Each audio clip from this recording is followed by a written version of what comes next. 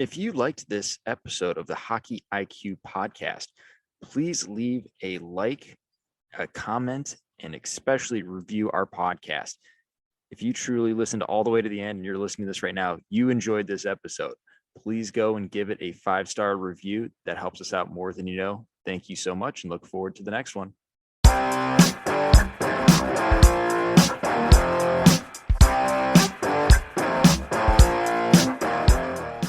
On the Hockey IQ podcast today, we bring on Nick Smallridge. Super excited. He's a teacher out of Bentonville, Arkansas, coaches high school and also club soccer. So we've got a wide range of topics. So it's going to be like the elite of the elite, but right at the beginning, maybe some really good players, maybe some not so great players towards the end of their athletic journey. So you've seen it all. Nick, really excited to have you on. Hey, thanks so much, Greg. Really looking forward to it. I've gotten a chance to, listen to your podcast and read some of the great work you do on Substack, and just very excited to be here and see how our conversation evolves. So I'm a fan of just diving in, no wasted time here. Some people swear I'm Swiss, being so timely. But I want to get into just like practice, and specifically something that I've noticed that you and I both do, which is kind of like over plan for practice. Like I've got always 7 or 8 activities when I know I'm only going to get to say 5 of those.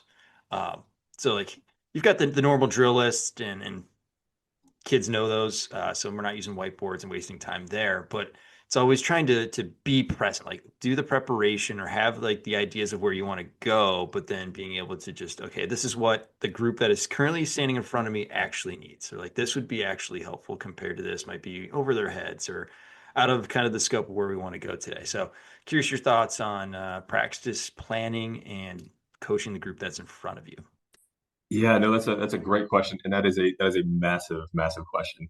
I think a lot of it boils down to the situation you're under. Any coach, they walk onto a field, and there are a variety of constraints that affect them. You have the if you are coaching in a club system where there is a club model, you have that set of expectations.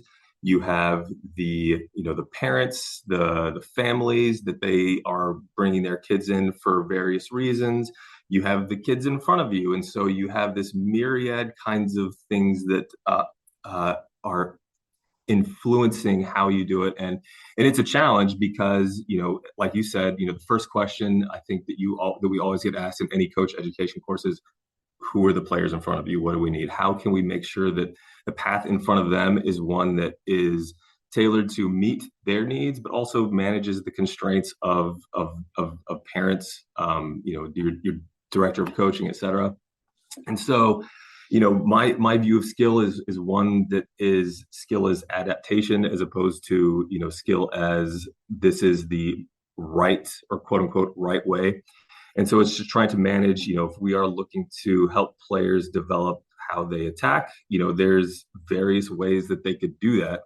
And so how can we create activities that are going to not only encourage or incentivize certain things, but also, like, it is a counterbalance, restrict in ways that are going to attune them to the things that exist.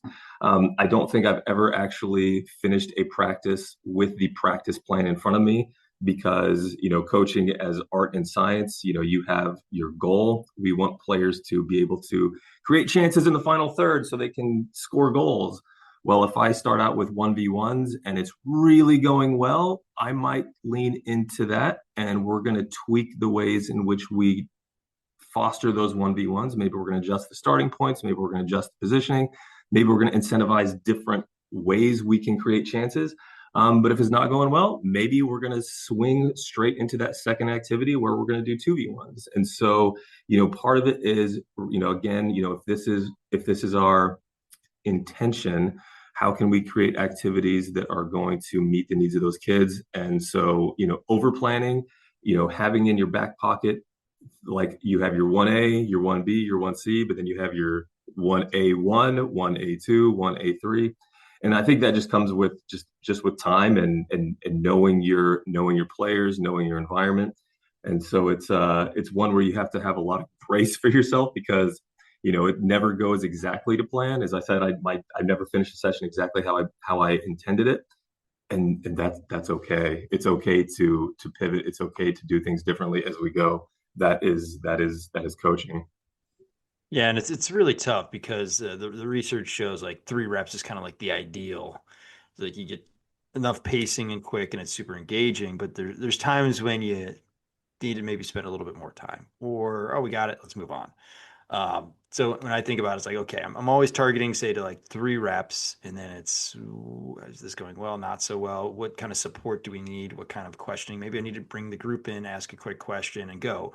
Or if you got 2 teams, they're just crushing it. Maybe I need to add a new intra game or activity goal or scoring system, some kind of change that needs to be made. Um, but like when I'm thinking, as you're talking here, it's like you have a goal for a practice though. Like there's something you're looking to accomplish. You're starting with the end in mind. What is that theme? Are we working on, say, rushes, and we want to go into the details of rush chances for us in hockey, fast breaks for you guys, or transitionary pressing moments. So, like for me, when I'm thinking about this and hearing you talking, it's like, okay, you have the goal, which is usually tied to a theme or an area that you're trying to work on, right? Like that's the ultimate as coach. Like we need to get better at the areas we stink at, continue to grow the strengths, but also understand how long do we stay on a drill versus move on. Is the activity working? Not obviously we want some level of chaos, but we need to trend towards success because we also don't want to have the burnout where it's like you're not seeing any success, and that's just really demoralizing. So it's kind of trying to find that Goldilocks sweet spot of success, not enough, need a little bit more time on this. And then the idea of like you're doing tasks, either simplification or adding a little bit more complexity if they're ready for it, rather than say decomposition, where we're breaking things down. So to your point on, we're looking to find skills adaptation, trying to figure out what do they need? Do we need a little bit more of this, a little bit more of that? Do we need to add complexity, take it away, and just being able to see that group? Absolutely. I mean, I think that kind of like swirls around what is skill, and how does skill emerge? How does skill, recalibrate? How does skill refine? Do you mind if I take it just like a step back, just to kind of like, I think we're probably Yeah. thinking about the same things. Like when I think like skill, right? From an ecological like dynamics lens, if you want to call it that. Skill is that interaction between the individual, the environment, and the task. And from a more like traditional view, skill is what the individual does, and you have your specific behavior, your optimal movement, so to speak, or your optimal pattern, so to speak.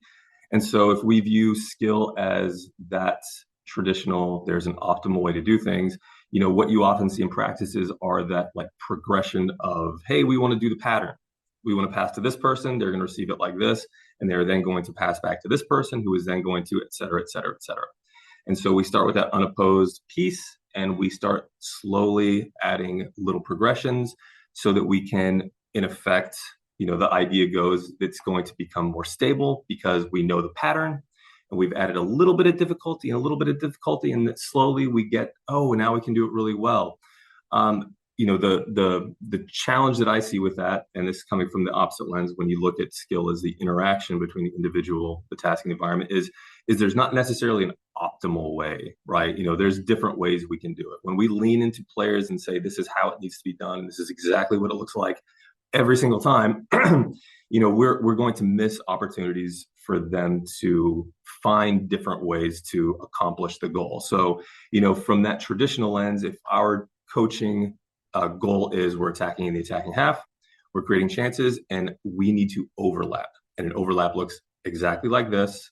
It looks exactly in this spot with this player doing exactly this thing. And we're going to do it unopposed, and we're going to slowly add progression. It's very easy to quote unquote see success when you get to that third progression where you've added like the one defender after doing it several times unopposed. And it's like, oh, we're not getting there. It's not right. Let's take the defender back away. Let's go through the passing pattern again. But the problem with that is, I think we both kind of see what that is that there's very little adaptability with that. If it's only supposed to be done in a certain way in a certain time, and it has to look exactly that way, you're missing other ways to create chances to attack an attacking half to ultimately get chances to score. So instead, viewing that skill as interaction, what if instead of it looking like this, what if we tried this? What if we tried that? And so rather than that, we're going to start unopposed. We're going to start with it looking exactly like this. We're going to try it a couple different ways. Let's even just use the overlap. We can still kind of use that as an example, but instead of doing it exactly like this, what would happen if you tried this? What if you made your run really, really big around the player with the ball? What if you made your run right next to the player with the ball? And if we continue to add a few of those repetition without repetition reps, how does it look in various ways? By having the players see and feel and recognize, hey, there is a couple of ways that are successful, but there's also a couple of ways that aren't. That is going to increase their ability to see how else they could do it in the environment, how else they can do it in the game. And it's not necessarily replication. It's, again, that adaptation, because if we're viewing it as there is a range of potential ways to do it versus an optimal way to do it, you're going to build resilience, you're going to build transfer, and you're going to build more effective problem solvers who might say, hey, if we got a really fast defender on that side, I cannot make a big arcing run around because they're going to intercept the ball. I'm going to have to make it a tight run right through, right next to my player, and that's going to build more success so they recognize those ways in which they can do it. So going back to the planning for practice, it's like, I find myself saying, okay, these, to your point, we're going to do 3 reps and we're going to change the complexity. We're going to change it. We're going to do 3 reps. What did we notice? What did we see? What felt like it was good? What could we do next? So, viewing that lens of skill, there's different, you might use the same method, but for a different purpose. If our method is progressionary, like, okay, but is it viewing skill as that we're trying to find the right way versus I'm prescribing the right way? I like the idea that you're getting at is like, and I I feel like we've all done this when we first started coaching, of the idea of like, oh, I taught them that. We worked on that all week in practice. And then like the moment comes and you like know as a coach when the application should occur, and it just doesn't occur. And especially when it happens like 2 or 3 times, you're like, we worked on this all week in practice. Why isn't it?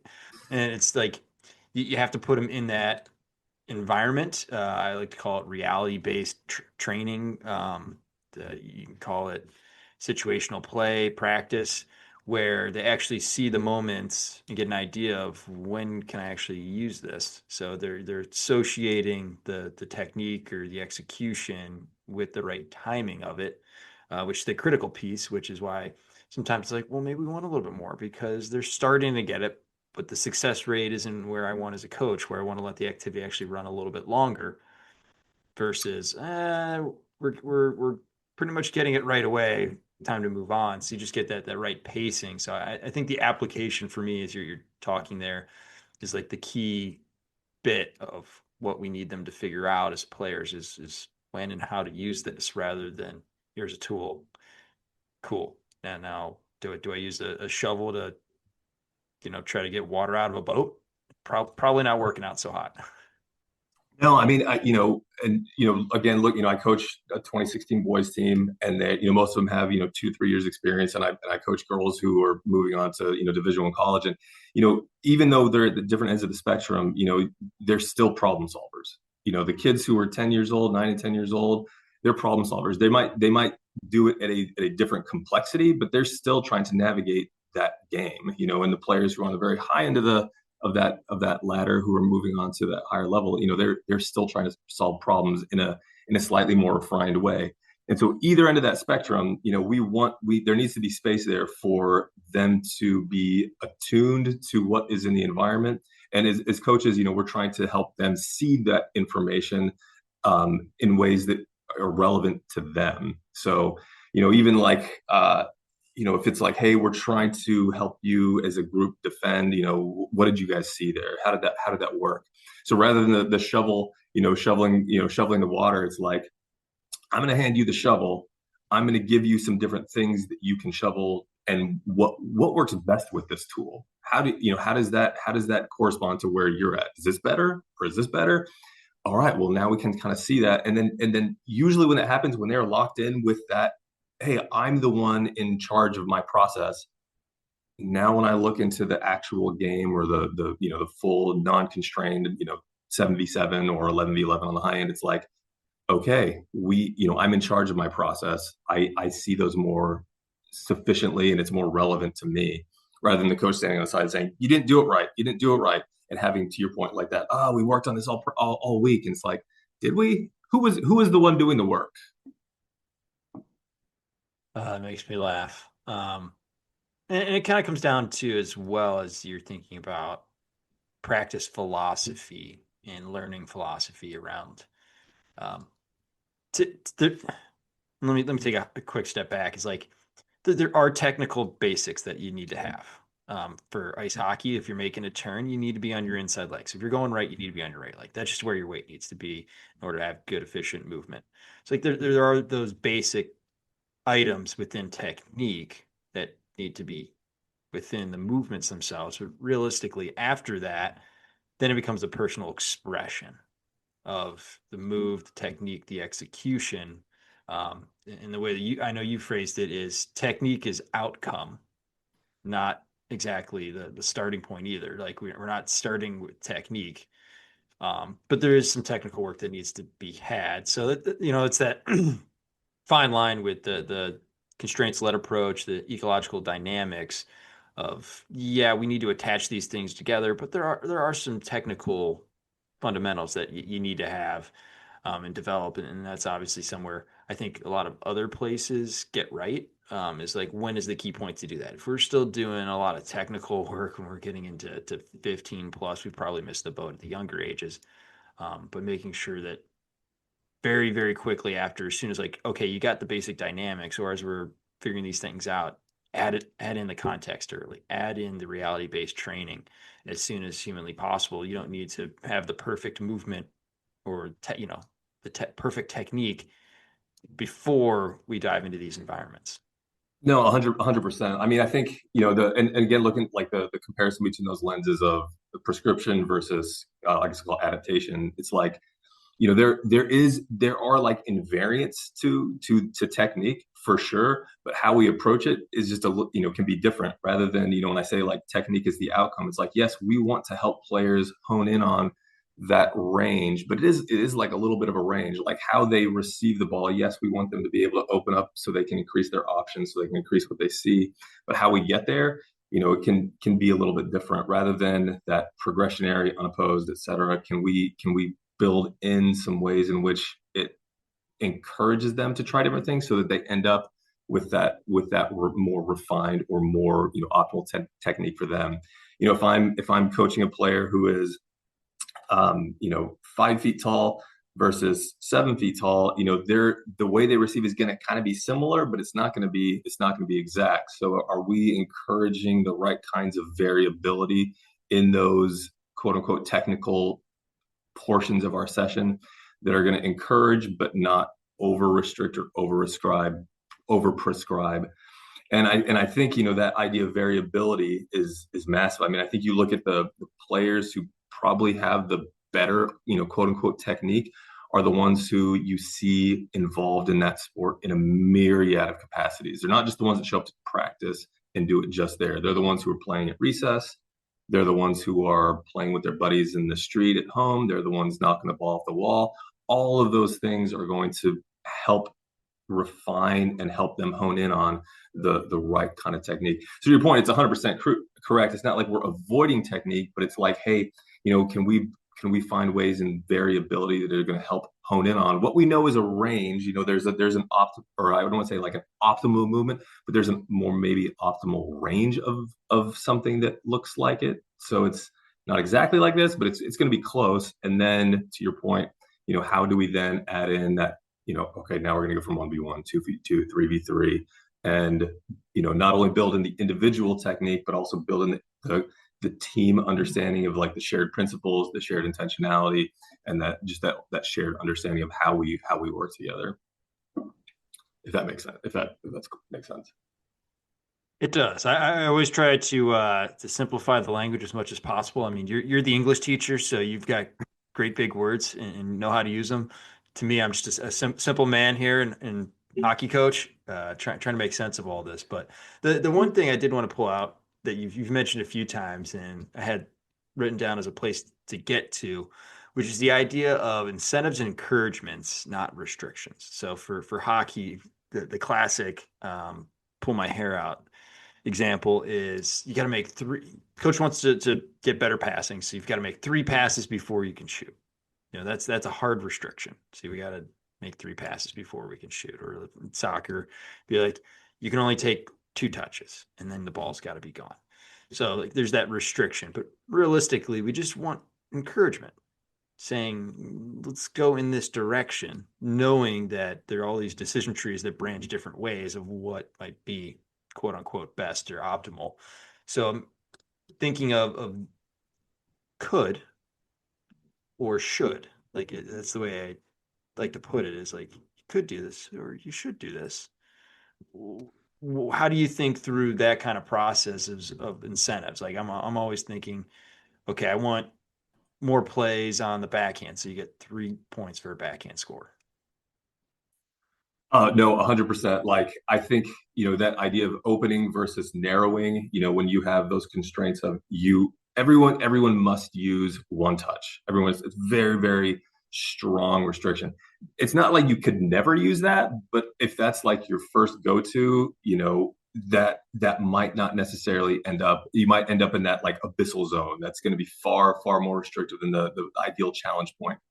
And so sometimes it can be those just like, hey, that incentive instead of we're going to have three passes before you can score, five passes before you can score, very restrictive, and it kind of limits what they see, it limits opportunities to maybe exploit an advantage.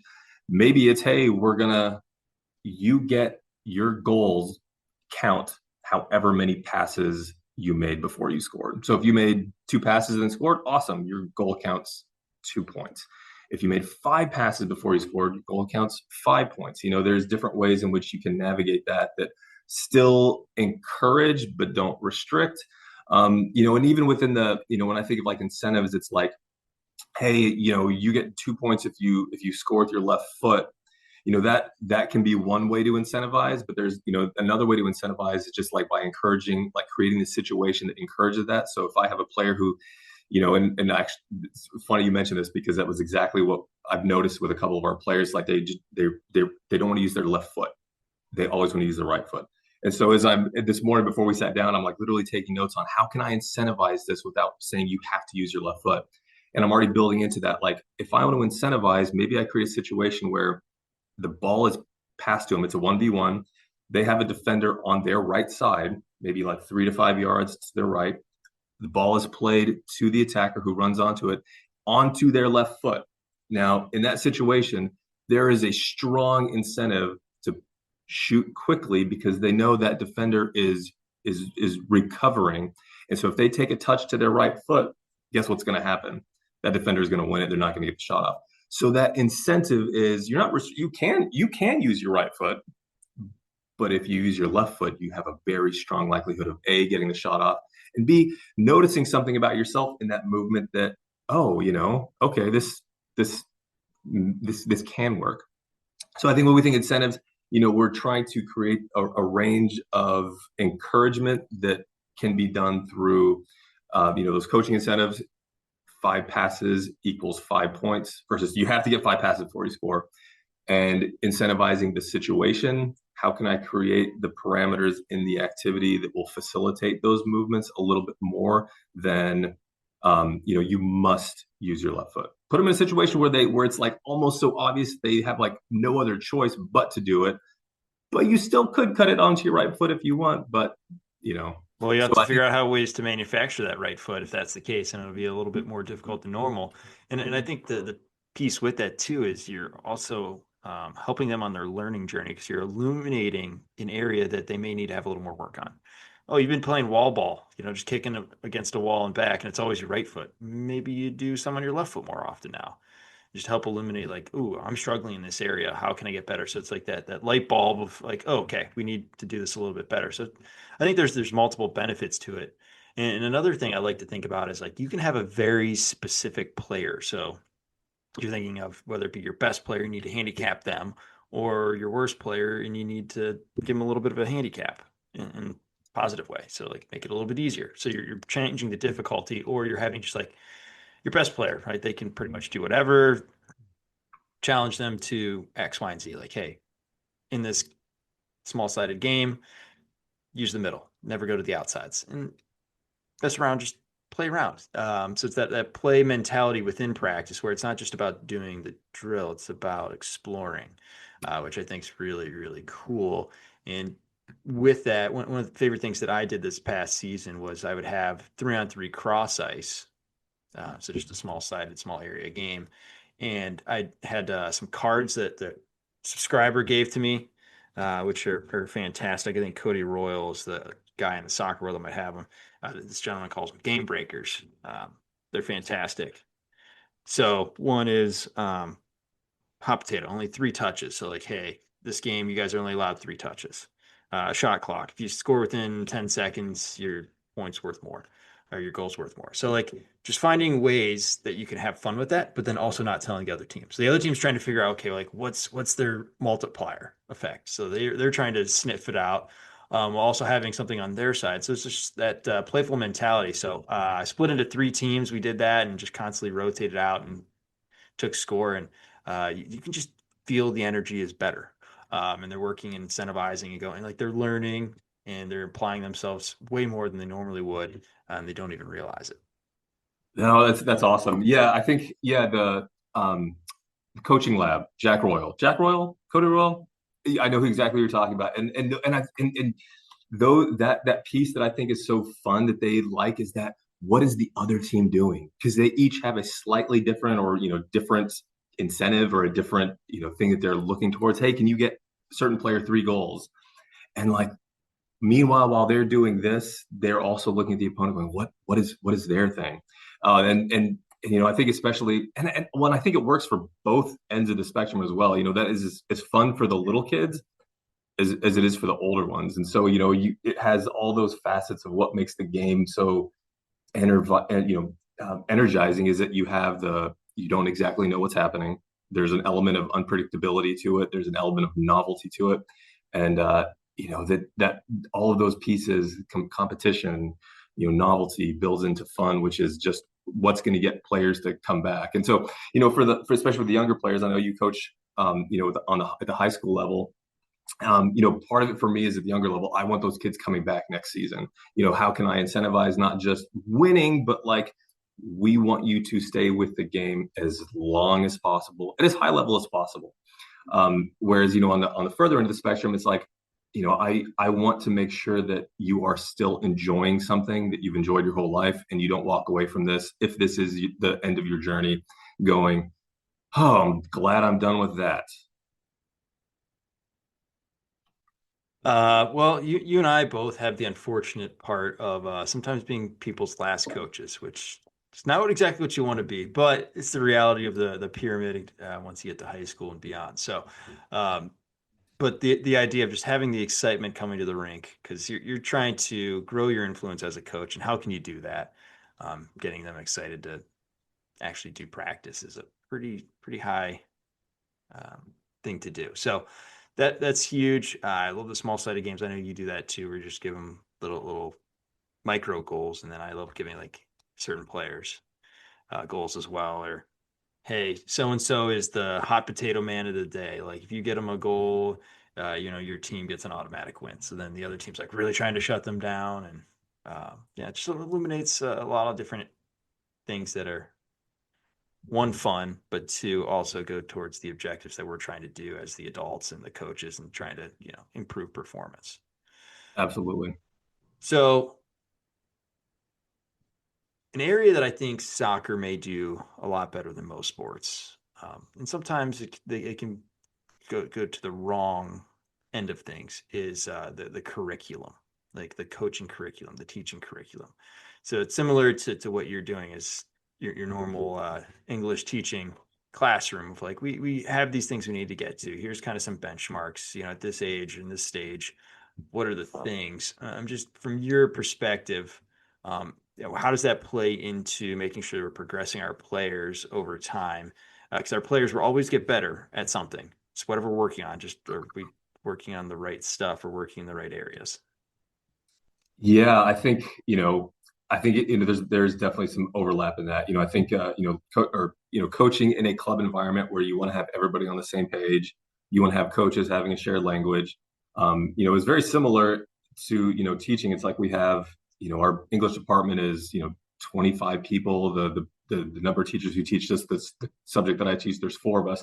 We have to be on the same page in terms of what are we looking at, who are the people in front of us? Do we have a similar understanding of who they are? Do we have a similar view of what we're trying to do, and can we be on the same page with how we assess both formatively, summatively? Are we having similar check-ins as we go? Maybe in the classroom, that's a ticket out the door. On the field, it's like, hey, we're going to do a little scrimmage with the different teams in our age group and see, hey, are we seeing similar things? Are we seeing different things? So, as coaches, having that curriculum and that shared language is vital for being able to be all on the same page.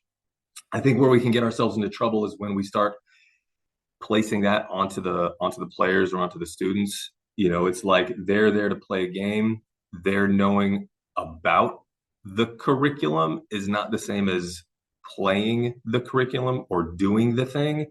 So when we talk about, hey, attacking the final third, what does that look like to players? Are we using that language, or are we using language that's going to better connect with what that is for them where they are at? When I talk to, my senior who is going to play college next year or join up with her national team, it's like we can talk about channels. We can talk about, specific principles, sub-principles, but that might not necessarily be relevant or connecting to the U9 player.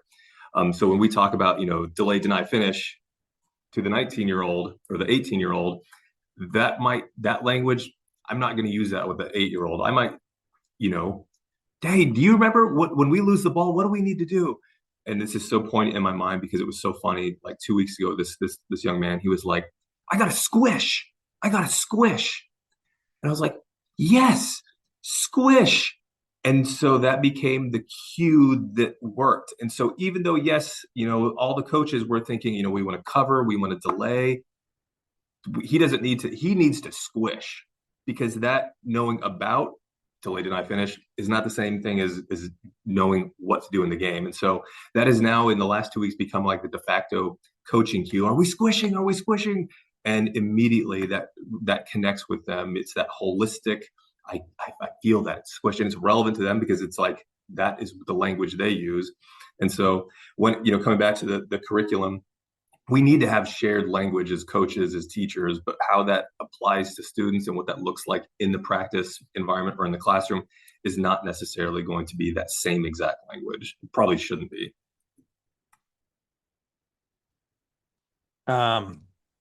Painful to my players, but I think extremely valuable, that I love to do, to your point of like shared language. Like, yes, we want to have that as a coach, between the coaches, whether it be all in the same club or all in the same staff. But the players need to understand the language too. And for most of them, they're not studying this the level of detail that we are and getting into all these little terms that make obvious sense to us. So painfully to my players, I require them before they're able to make the team is to actually go through all of the language and terms. So I've got 122 terms that they are going through for 45 minutes. The ones that study are done in about 35. The ones that don't get maybe three-fourths of the way or half of the way. So similar. The ones that know the language tend to grow faster just because you can understand what's going on and apply it. So I love doing that. It always cracks me up because I get to see exactly which players are good at preparing and those that are not, which is then illuminating to future success. The ones that tend to do that tend to grow a lot faster and be the more impactful players. So it's kind of a litmus test also for us coaches that are trying to figure out who are the players that maybe have a long-term, uh, a higher ceiling long term compared to those that may have lower ceilings and just want to be here for the fun of it. So good to know Oh, for no, how we're going to coach them. no, 100%. I mean, like when I talk with the 8, 9 year olds, there is. I mean, you have to have that kid friendly language, the language that applies to them. But like by the time they get to high school, specifically, it's like if and I'm not sure how hockey works, but like there's a number system for soccer where your center forward is the 9, your right attacking winger is the 7, your left attacking winger is 11. Like if they don't know that when they're freshmen, it's like you need to know that. Like, so there is those shared language that's, relevant for one group, that's relevant for another. But like at that higher level, like that, there, you can have it more, I guess technical is the word, but like you do have to have that as well. I love the idea of here are the words that we use, and these are the words that I expect you to know because they're going to be the things that we all engage in. I think that's a really cool idea. I think I'm gonna have to like ponder on that a little bit to see how that could look on both ends of the spectrum. How can we, keep it basic, keep it holistic, but then also make sure it, connects as it continues to, create nuance and refinement as they get older, so that I like, all being on the same page with all of these things. Us coaches tend to forget the fundamentals, and language skills is one of them. So we need to make sure we get that. So I think that's critical. The second piece on the curriculum that I really want to highlight is just like the theme. So like here are the major themes for our club, our team, and then for me it's like goals are great, but really you need to block them. This is our goal for the practice, or this is our goal for the week. This so something where it fits in. U.S. volleyball does a really good thing. I think it's called Declaration Day, where you basically say for the next 2 weeks, I'm working on this as a player, and they all write it up on a board. And it's obviously a great way to show your goals to your teammates and have that accountability, but also it shows the intentionality behind what I'm working on and improving. So just wanted to mention that as well as we're talking about curriculum is there is a theme and then it also has a time component to it where we're making sure that we actually get to all of the things that we know we need to get to and have the intentionality behind whether it be practice design or for players learning or even parents like have your own little theme. Like for this week, I'm going to make sure I let little Johnny or little Susie know how proud I am of their effort level. Those types of things. Not if they scored a goal, but the effort. The actual process and the things that really show up long term is a helpful item for a good long term relationship. No, I think that I love that. I think, just in chatting with you a little bit, I feel like hockey probably is a little further along than soccer in a lot of respects in that way. You mentioned like the progression of level 1 to level 2, et cetera. And so there's a very, very like cohesive starting point from which everyone kind of has to have that shared understanding, shared language, shared ideas. With soccer, you have the United States Soccer Federation where you can take the courses, and there is that. Here is our template. We have the attacking phase, we have the defending phase, and the transitions one, two, and from the other. But you don't see that necessarily. You don't see all coaches taking advantage of those courses where they can start to build that shared language. So you do see it like a little bit more stratified. And so I think, I'd be curious to like do a little bit more exploration into like how hockey is organized on that scope to see like, how does that work more successfully for you? How can we take that lesson to apply? Because I think, in any club you do want to have that. But whatever that is, are we all on the same page? All right. Declaration. I'm using that one. Yeah, Declaration Day. I still have yet to figure out how to put that in with the players. There's the high demands, but not being overly demanding on time. So we'll figure that one out. But similar idea. I mean, I think it's a helpful piece because I find in an area, and this is a little off the radar, and then I'll bring it back to more of the conversation what we're on here today. But coaching is getting to a point where we're creating really great, rich learning environments. But there's still the other component of the learner themselves. And some are better learners than others. And how do you help them learning? And because learning at school is very different from learning in an athletic environment as well. Just like one has a lot of body feel. You need to take verbal instructions and eventually create athletic feel out of it. And what does that conversion process look like? So there's a lot of pieces to the learning environment, learning process there. So just making sure that we're getting players and helping them develop their ability to learn, their ability to get better, not just create great environments. So, little tangents there. Bringing it back around, want to just mention a few other areas, and a big piece that I found frustrating as a player, because I don't like being talked to. I like having more conversations and input going both directions. Like the team talks. So whether that be between periods, at halftime, at the end of the game, uh, it feels great as a coach to go in there, scream at your kids, players, and kick a trash can, and feel like I'm really getting the players riled up. But then you look on the flip side, and you're like, what did that actually accomplish? What did that actually do? Was that even helpful at all? Um, so from your perspective, I know you've talked a little bit about team talks at the end of the game, which are fantastic. But I'm also curious your thoughts on intra game, so between periods or at halftime. I think there's water breaks sometimes in soccer as well. But like, what does that actually look like, and what is truly helpful to the players versus what actually just feels great for the coach? I think in some ways we do end up kind of coaching how we either liked to be coached or how we didn't like to be coached. When you said that, I didn't like to be talked at. I like to have a conversation. That resonated so much because I do feel, and especially for me, and I find myself doing this now, but hopefully less so than in the past. It was like, I know what you need to do. You need to do this. Listen to me. This is what you need to do. And players will sit there and they're very respectful and they want to do the right thing, but that is not connecting to where they're at. So, I used to sit down at halftime talks and it's like, okay, here's my one thing. Here are my two things. This is what we need to do. But instead, now I sit down, I'm like, what do you guys think? How are we feeling? What do you notice? Giving them that opportunity to just go, this, this is what we see. Even if my coaching point is, the quote unquote the right one, seeing from their perspective what is happening helps me to triangulate how I can connect those two. Very, very specific example. We played my 2016s. We played a game on Sunday, and it was our second game of the day. It was pretty hot. The team we were playing, it was their first game of the day, and we were a bit gassed coming in at halftime. The kids were exhausted. I was like, "How do you guys feel?" And they were just like, "We're so tired." And I was like, "Okay." And I had noticed that the defenders were having to make these huge, big runs back in transition.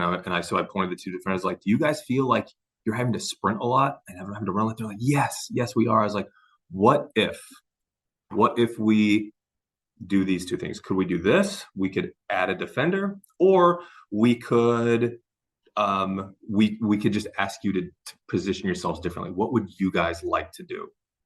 And so for me, stepping into that scenario, it was like, I think this would probably be better for them. But hearing from them and what they saw, what they felt, was vital to kind of being able to triangulate and synthesize how to help them. So hearing that, yeah, those defenders were like, "Oh, having to make these big sprints. Well, what if we did this? Here's two options that you can have that you might think is that you can consider." Either one for me would have been fine, but the fact that they were like, "Yeah, let's just add the defender. Let's just add the defender." It's like, okay, so we're gonna add the defender, and then this is how it's gonna look. Does this, what is your job? What is your job? That's fine. So the basic premise or the basic strategy I have in halftime team talks is pretty much, like by the book. Hey, how are you feeling? Okay, what do we want to keep? What do we want to change? Any other thoughts? All right, take a couple minutes to yourselves, get some water, decompress. And it's never, if there's a significant amount of like, we want to keep this, okay, then maybe we don't want to change anything. Fine. We want to change a lot. We don't want to keep anything. Okay, that's fine. But I always try to make sure there's time for them to decompress, get water, talk amongst yourselves, but also try to, have that conversation, that dialogue, so that, if they see something that is even drastically different than what I see, okay, well, maybe that is going to be take to the forefront rather than what I saw. And we had our state championship game last year, and it was 0-0, and we were doing pretty well. It was kind of like a war of attrition, so to speak, and and myself and our head coach Porter, right before as the girls were walking on the field, like, I feel like we're doing fine. I don't think we need, I don't feel like we need to change anything. They how's it going? And so, but the same process for them. We sat down. It's like, what do you guys think? And they were like, this is what we think. And we're like, well, what do you think about this? What do you think about this? What would be better in this situation? And they're like, okay, yeah. And so just still that same method, whether it's 2016s or it's the older players, it works because they're in the game, they're the ones playing, they see things that we don't see, but we also see things that they might not see. But being able to connect those two is vital rather than just me sitting down and going, do this, do that. That's not good enough. This needs to be better. There has to be some kind of shared understanding of what they're experiencing with what we're saying, so we can help them move forward in their process. Um, yeah, and then post game team talks. I don't know if you asked about that, but just post game team talks. Yeah, I don't really. we can get there next. I do want Yeah, to point yeah, out one thing that you've come to a few times, and just want to make sure I illuminate it for everyone listening here. Of like, you have to meet people where they're at. You can't help them move to the next stage if we don't take the time to figure out where they currently. That's why my favorite question, pretty much in life and however way you want to address it, is basically like, what did you see? Because you were trying to figure out and triangulate where they're at. Um, like that's where the curriculum comes in, because you kind of have a general idea of where all the players are coming from, the background, where they're at. Yeah, that helps. But when you get someone brand new, like you're at work, right? Like your experiences to come to this point are vastly different. And what may be obvious, and you're like, oh yeah, I've learned that like 20 years ago. Like no big deal is not obvious to someone else, or they have never learned that or never had exposure to it, whether it be school, family, whatever the reason.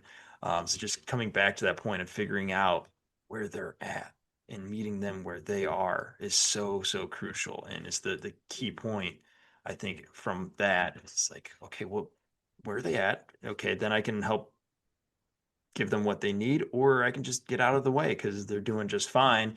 And to your point, also, just like, where do we need to go? They have a perspective, I have a perspective. Both are valuable, not one over the other. It's co-leading this project together, empowering, because eventually they're the ones making all the decisions. You can't go in your brain and get a joystick or a PlayStation or Xbox controller and do it for them. yeah. 11th problem players. You go through your week giving them 10 problems for them to solve, so that hopefully on game day, not only can they solve those 10, but they're so good at problem solving that when they face that 11th problem, they don't need you to solve it. That's the idea, yeah. So, okay, it's funny that you mentioned the "what did you see?" because I do find myself saying a lot, and I know that you wrote an article about that question. Well, that question is the title, like several years ago, and so like seeing that I am kind of more like here there now, and you were there like 3 years ago. I'm so curious to see like how you have. I mean, you say you ask that question a lot. Has there been refinement? Has there been changes? Like how has that evolved since that time? I think it was like 3 or 4 years ago that you wrote that. The refinement process has gone from, and this is one of my things with coach education and leadership education, is you understand that you need to ask open-ended questions. The obvious one, the great one, is what did you see? But from that, there needs to be some more focus. Okay, what did you see, or what did you notice? Like that's one of the great questions you've mentioned, is like, what did you notice? So like you're drilling down and you're getting more specific into the areas, because if you start too broad, they almost have to ask you a question back to understand, okay, where are you going with this, or what should I be focusing on? Because you see something and you're focused on this area. How do we get there? How do we go there a little bit faster while still keeping good learning and teaching habits? So for me, as I've evolved through that, what do you see is still, what did you see is still a great opening question. But a lot of times I find myself narrowing it, whether it be like, I don't like asking two questions in a row and stacking the questions. Like that's a bad habit that we all have, and I'm definitely trying to continuously break myself of that. So finding the right language to do it within one question is key, while still keeping it concise and not complete run on where you're basically giving them the answer. So for me, it's what'd you notice about blank? So it's getting more specific while still getting the idea of where are you at? Where's your attention? Is your attention in the right spot? and then guiding the attention, the focus, the areas they need to be reading, the information they need to be picking up. That's been the real evolution there. Forever we're going to be learning here. Scotty Bowman is the greatest coach of all time. Most winning, I think he's got like 20 some Stanley Cups as a coach and executive. He's still talking every day. I think he's like 92 now. He's the sharpest wit out there. Yeah, it's unbelievable. But it's that just in ongoing curiosity and keeping that curiosity. It's something I feel like a lot of people lose as they age. But those that continuously are curious and stoke that habit in themselves, I think go far. So for me, it's always having a posture as a coach of curiosity and trying to figure things out and understand it from someone else's perspective.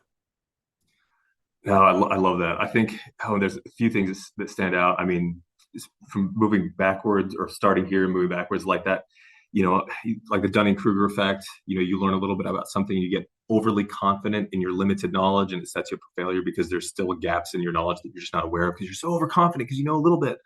I think, the other piece of that is you gain more expertise, you start to gain more confidence, but on the other hand, that openness, that willingness to say, I don't know everything. I think every failure that I've ever had is when I've gone, I know what's happening. I know I'm 100% certain. Immediately after that statement, I get set up for failure. And so, I even in practice, if like I don't know the best cue, I just keep my mouth shut because if I'm, that I don't want to tell something that might not be right unless I feel, very, you know, pretty confident in it. So I'd rather maybe just ask a question. The second thing that stood out is I need to learn a little bit more about Scotty Bowman, clearly.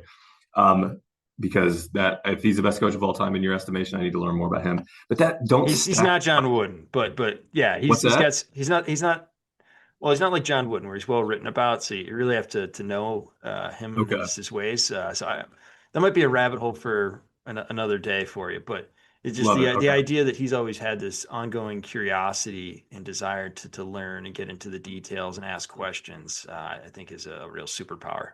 But yeah, he was the right person for the job, and he was a bit of a hard ass at times in the right ways. Even with an ecological dynamics lens, it's not like there's any wrong method necessarily. It's the right method for the right time for the right person. So but the other piece there was like the don't stack the questions. Start broad, move narrow. What did you not just maybe not what did you notice? What did you notice about blank? I thought that was I jotted that down because I think that's valuable because it's like okay, if we do have these shared principles and we've been doing this declaration day, what did you notice about? And then it's more specific to whatever that shared intention is, I think is really relevant. And, if the don't stack, that brings to mind, it's like if you try to carry 5 balls on the field, you're going to drop all of them. You're going to carry none of them. But if you just try to carry one, you're going to carry that one really well. So not trying to over complicate or over too much noise ends up, if we're all going to do these 10 things, well, then we're not going to do anything. Let's just do one or two. So instead of stack, refine. I love that. Yeah, the way I put it is when I ever am asking two questions back to back, my first question sucked. It's an illuminating area for improvement. Love So that. it's just something to notice. Very hard to kick yourself, but like for me, I've done it less, but still need to get a lot better. So it's just every once in a while, I've got a note actually on my notepad right over here, basically some ideas to always go around to. Another one that I have written down is don't give answers. So don't give the player the answers. Try to ask really good questions. So honing their attention and making sure they're not overly reliant on us as the coaches. There's a lot of good things come out of that. But yeah, the other one is don't double stack questions because asking good questions is a valuable life skill in many avenues that will get a lot more positive change in others around you than telling them what to do.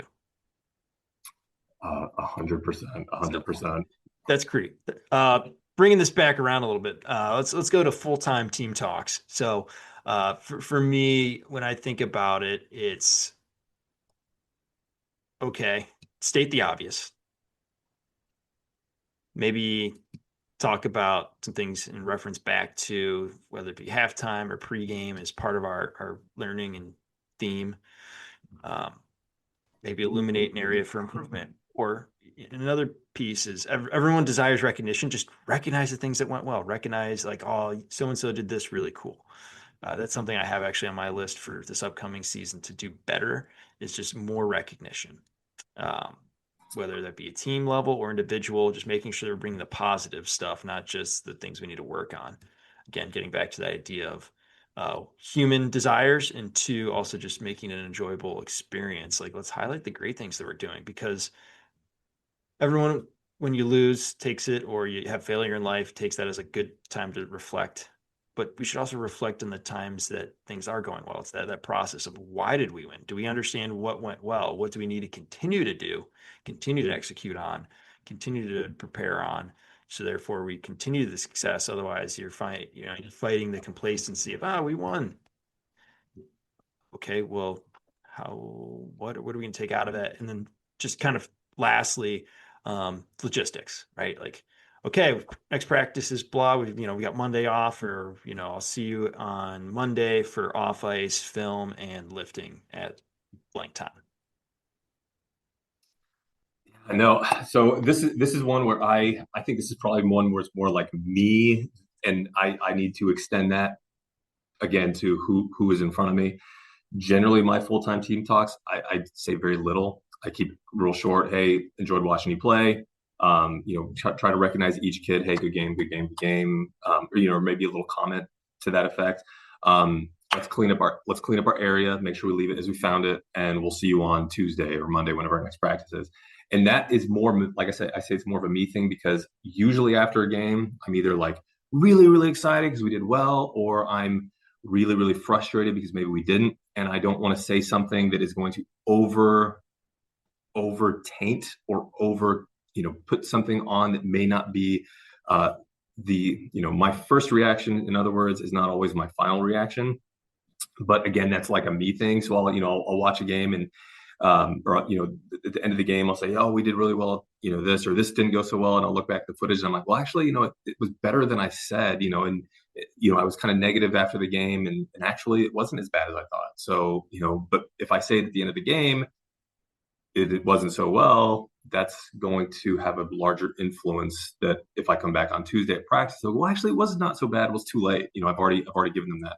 I really love your thinking on, it's a human nature. Who are the players in front of us? We need to recognize the positives, recognize what they did well, create an enjoyable experience. And if there are negatives, it's not like we can't address them, but maybe at that point it's not the best. So sticking with, what are a couple things, and it could be individual, it could be team. I think those are valuable to incorporate into it. But generally, yeah, like I said, I don't do a huge team talk or full-time team talk, because players are tired. They've a lot of emotion spent. It's like, if we sit down and try to dig into every little thing, it's like they just want to go home. They just want to eat. They just want to decompress. So, keeping it short, definite. The logistics, definite. But I think I need to be adding in a bit more of that team recognition. Hey, our declaration day was this.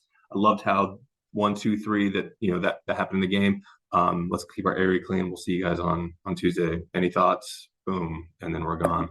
But yeah, I never, as a player, and again, part of that was that me thing. As a player, I didn't like the long, drawn out team talks. Like, I'm done. I'm just done. Let's go. Let's go. But again, Short, me short isn't and sweet. necessarily them. Yeah, short. Yeah, keep it short and sweet. Uh, Another area that grinds my gears is when a coach talks about coachability of a player. Usually that just signals that you stink as a coach. Uh, that's just a personal thought on that, or at least where my head starts at before we go on beyond. But I always think back to, like, what's the reason someone is talking about coachability? Like, they just want to be heard more. They want the players to just be good learners. So it's like, okay, you want a player to be a better follower, one, but then you also want them to learn better. Telling them they need to be open to feedback probably isn't the way to go about it. Or, like, you need to be able to take criticism. Probably not the right speech, or I'm not sure if there's ever a right speech of sorts for the idea around coachability, which I think is just, how do we get good followers, and how do we help them become good learners? Yeah, coachability. That's one. On the face of it, Absolutely. I'm just talking about, being curious in everything we do, no matter our level of expertise. That equates in some ways, I think, to that idea of coachability. You want to be open, but I think sometimes that gets perceived, as you said, as followership. You need to do what I say. It's not an openness in terms of curiosity. Are you going to acquiesce to my rules, to what I'm telling you need to do, which I think is not really coachability. I think, you know, to some of the best players that I've ever had the privilege of working with wouldn't fit that definition of coachability. They would not fit that definition of coachability. They didn't they on the face of it, they weren't good listeners, so to speak. But man, great players. And it's like you look at this and you're like, they're like the best player out here. This is a Gatorade player of the year, and they're kind of mean to me. They're not really quote unquote coachable. But is if my definition of coachable is you need to listen to me, that doesn't necessarily mean they're going to be a good player. But are they open? Are they curious? Are they exploring their environment? They're very much so. They have high expectations. They want to do well. Those behaviors aren't followers, but they can be players who are curious. So when I honed in on those players who are the best, a lot of times they're not coachable, and that's okay. I don't need them to quote unquote be a good follower for me. I need them to be a good player. So if our definition of coachable is, are they curious? Do they have high expectations? Do they want to do well for themselves and others? Just get out of their way. Let them do their job. That doesn't always necessarily mean that they're going to be nice or fit that mold of yes, coach, yes, sir, etc. That's okay. My role is not to be the person at the top of the pyramid. My role is to help them do what they need to do, whatever that looks like. Love that redefinition around like basically are they good learners? Are they getting what they need? Because a lot of the best players they kind of use it as guidelines rather than hard rules to follow. And there's so many problems when the player is starting to look to you for everything or for general approval. Obviously, you want to give them like, yeah, you're on the right track versus, you're maybe not. But at the end of the day, like if they're looking for you for, is this right? Is this wrong? Should I be putting my leg here? Like that for me is a problem.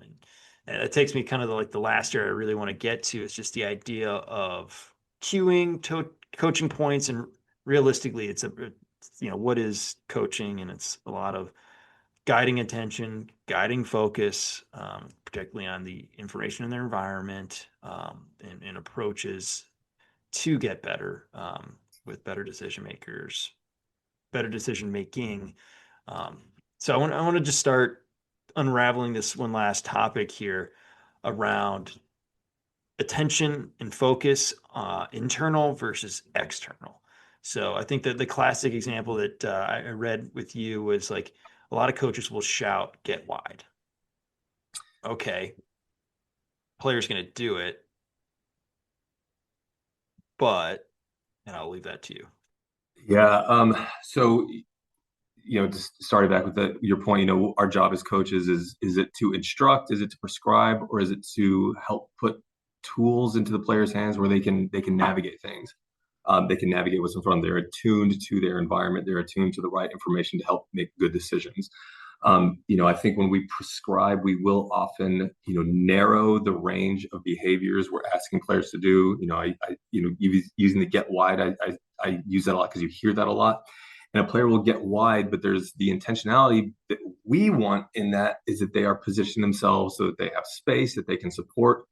But the player hears get wide, they just run out there and there's not a whole lot of like, why? What's the why here? So, another one I like is, or I not like, but one you hear often is like the open your hips, the internal focus of attention. You hear that there's this like adage, don't think of a purple elephant. What did you just think of? Purple elephant. If I tell a player, open your hips, immediately their attention is going away from why they are opening their hips to what is in the environment for decisions to be made.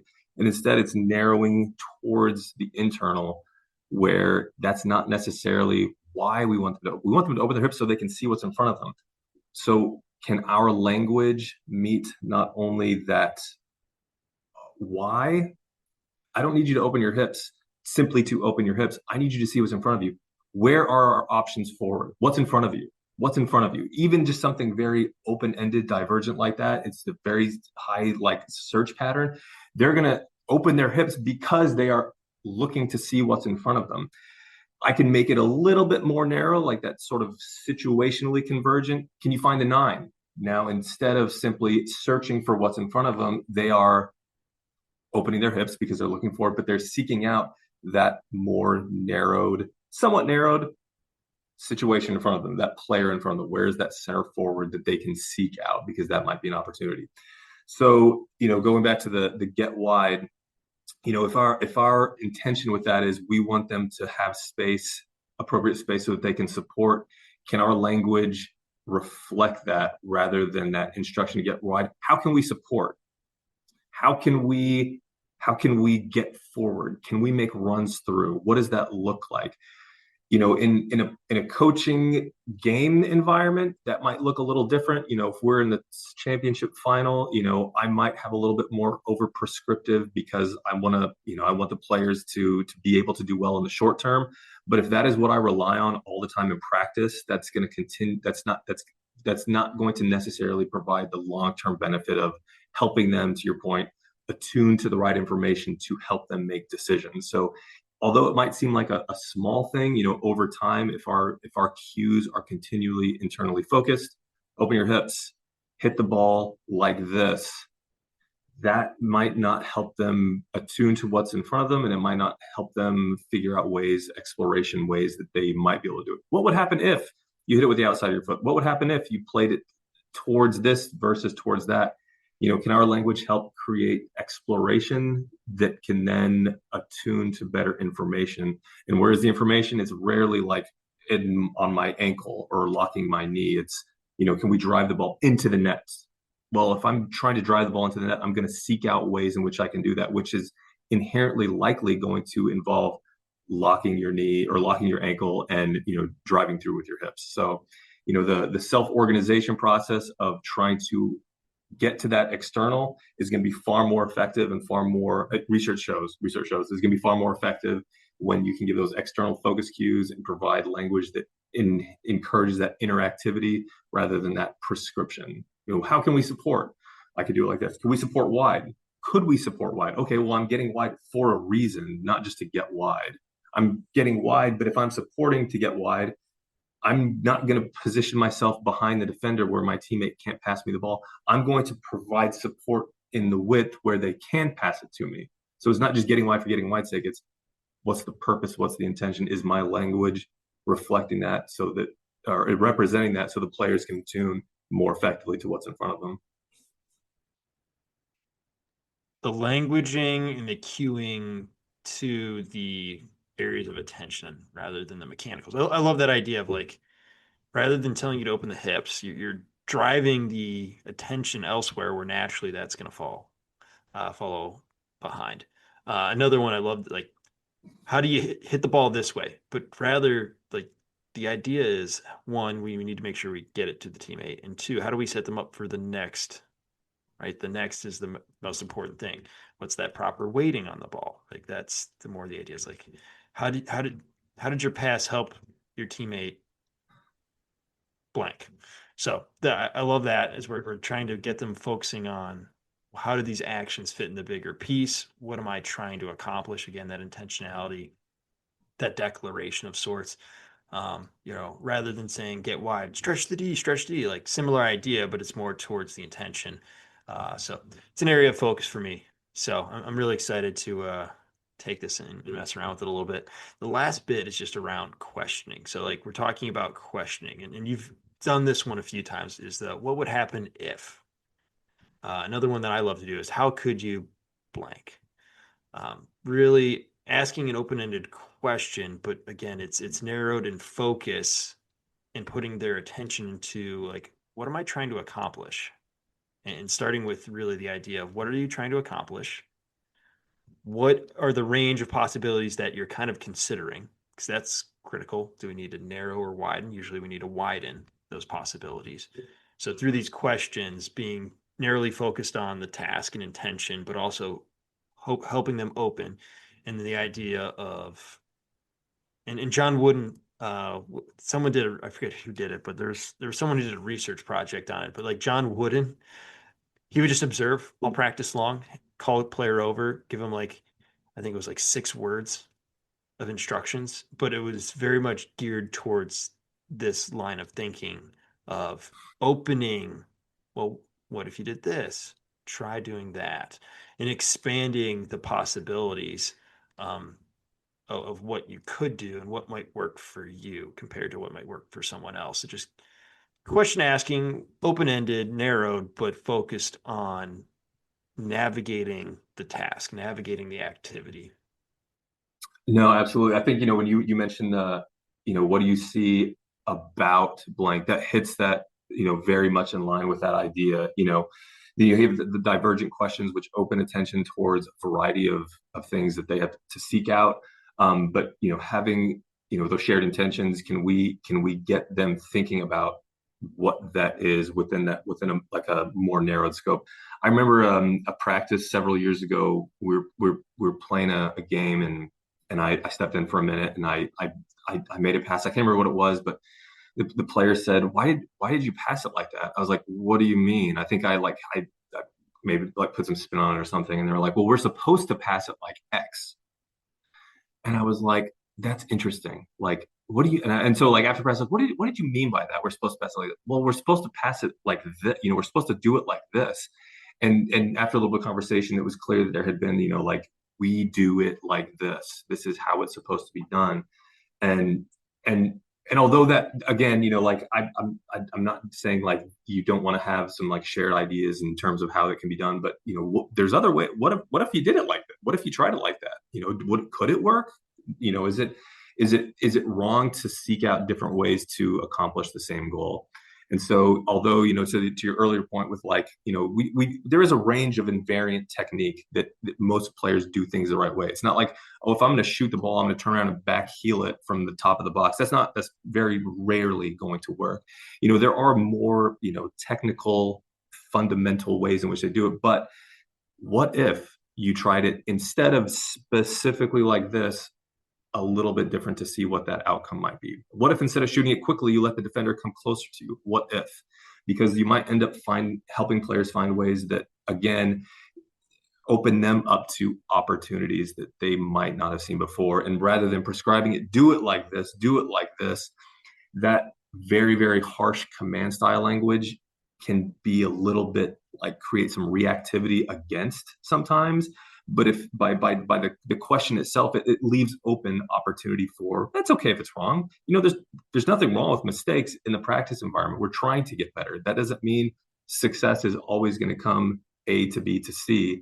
To get to C, sometimes we have to go A1, A2, A3 before we get back there. But if I say it has to be A to B to C, I also might be missing something in your pathway as well. So the idea of, I think, just questioning in general rather than commands, it does open that sense of, it's okay to make mistakes. It's all right. If it didn't work, it's fine. We're trying it out. But what if it did work?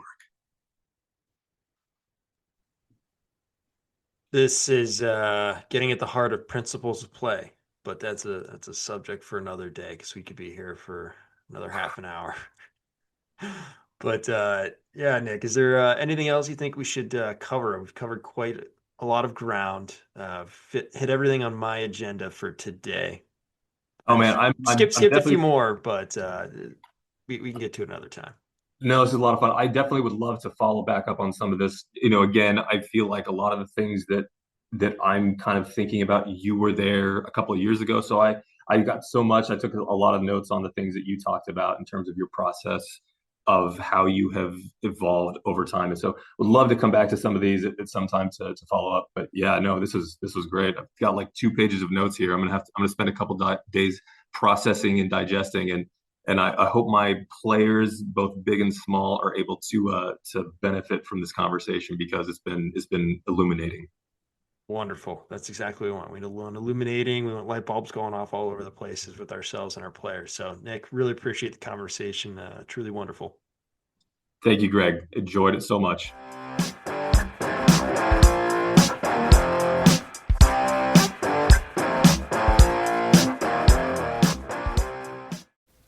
that concludes this week's episode. Thanks for joining us here at Hockey IQ.